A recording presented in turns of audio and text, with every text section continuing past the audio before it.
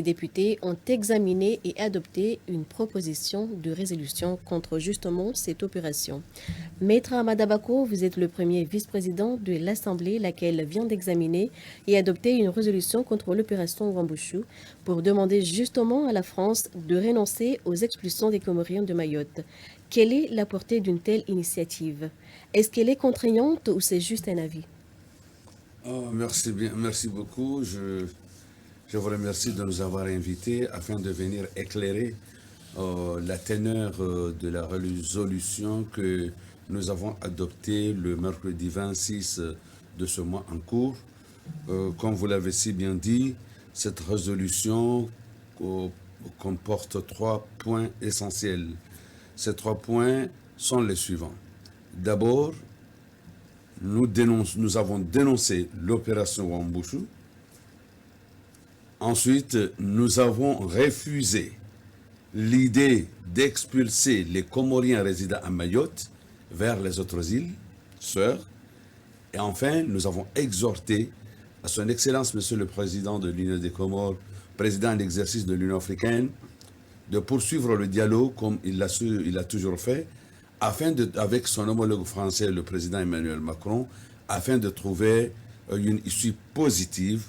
Et vous savez très bien que c'est le dialogue qui règle les choses. Et il y a des éléments très objectifs qui justifient notre optimisme, parce que, compte tenu des liens historiques entre la France et les Comores, nous sommes optimistes. Donc, par rapport à la question de savoir si c'était un avis ou une décision contraignante, comme vous le savez très bien, les résolutions c'est une résolution qui justifie l'expression du peuple comorien.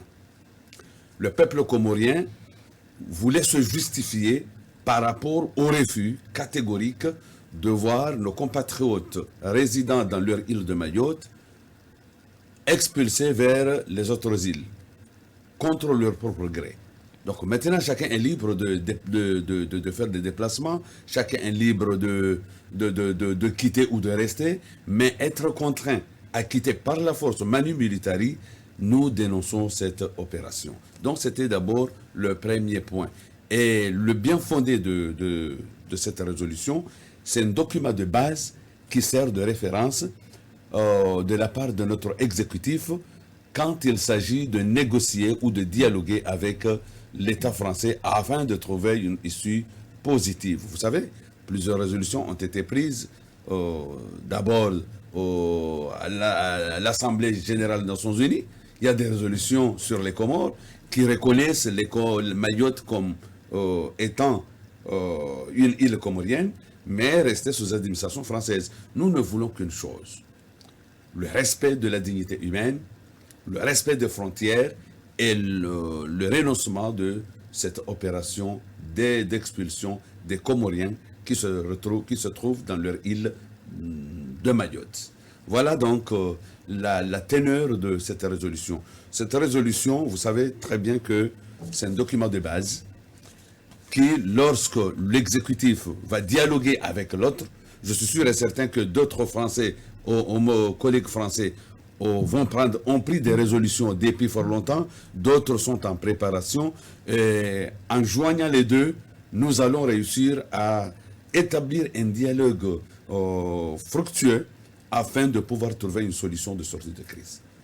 D'où vient l'initiative de prendre cette résolution? Est-ce que du gouvernement ou du Parlement lui-même? Non, c'est une initiative venant de tous les parlementaires, parce que depuis le lancement de cette opération que nous qualifierons d'unilatérale, les parlementaires se sont réunis pour réfléchir sur la question. Donc, après plusieurs concertations, nous nous sommes convenus ensemble de prendre cette résolution afin de pouvoir magnifier l'expression du peuple comorien qui refuse à l'unanimité le rejet pur et simple de cette idée, de cette opération. Maître Bako, est-ce que vous sentez une mobilisation de la classe politique sur cette question Wambushu?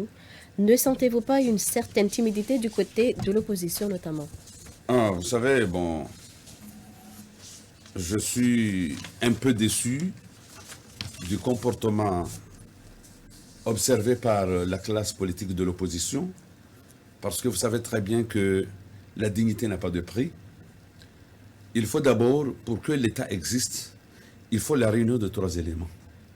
Il y a les éléments sociologiques et géographiques, mais il y a aussi l'élément politique. Il faut d'abord un territoire sur lequel l'autorité politique repose. Et ce territoire est délimité par des frontières avec les territoires étrangers. Il faut aussi une population qui obéit à l'ordre donné par le pouvoir public. Il y a aussi une puissance publique, c'est-à-dire l'autorité politique. Sans ces 3 éléments, il ne peut y avoir un État. Donc l'opposition considère que c'est une affaire appartenant à la société civile et au gouvernement comorien tout seul. Alors que l'île comorienne de Mayotte, c'est une préoccupation qui concerne tout le monde. Et tout le monde ne peut pas être indifférent par rapport à ça. Pourquoi? Parce que depuis l'indépendance des Comores jusqu'à aujourd'hui, tous les présidents qui se sont succédés ont toujours réclamé le retour de Mayotte. Et vous savez très bien, et c'est lui qui va à l'encontre de cette idée, il serait poursuivi pour ce que l'on appelle haute trahison.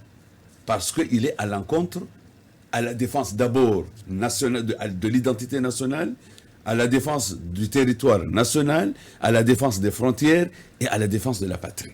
Donc je pense que la classe de l'opposition devrait aussi monter d'un cran pour appuyer les mesures mises en place ou prises par le chef de l'État et son gouvernement qui ont fait échec d'abord.